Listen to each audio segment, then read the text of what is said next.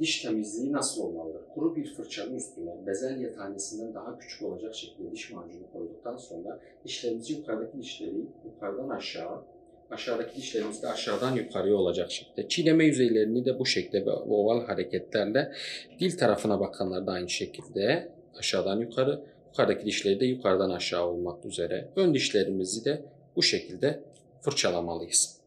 Ramazan ayında birçok vatandaşımızın aklında bulunan sorulardan bir tanesi de ağız bakımı ile alakalı.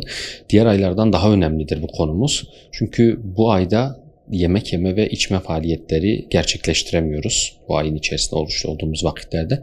Bunun için ağız bakımının önemi daha da artmaktadır. Ramazan ayı içerisinde hastalarımız ağız bakımına nasıl dikkat edecekleri konusunda biraz şüpheleri bulunmakta. Bunun için günde 2 defa diş fırçalaması yapmaktayız. Normal zamanlarda günde 2 veya 3'e çıkarttığımız diş fırçalama alışkanlıklarını Ramazan ayında oruçlu olmadığımız saatler içerisinde iftardan sonra ve sahur vaktinde ise sahur yaptıktan sonra diş fırçalaması önerilmektedir. Vatandaşlarımız bu ay içerisinde diş bakımlarını ihmal etmektedir. Özellikle oruç tuttuğumuz vakitlerde ağzımızı suyla çalkalama yapamadığımız için ağzımızda oluşan bakteri plakları çürümeye sebep olabilir. İftardan sonra da fırçalama alışkanlıkları olmayan bireylerde bu diş çürükleri hazin sonuçlarla sonuçlanabilmektedir.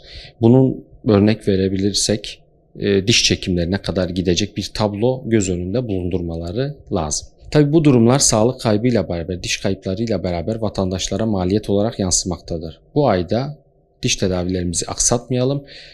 İftardan sonra da açık olan kliniklerimiz vardır.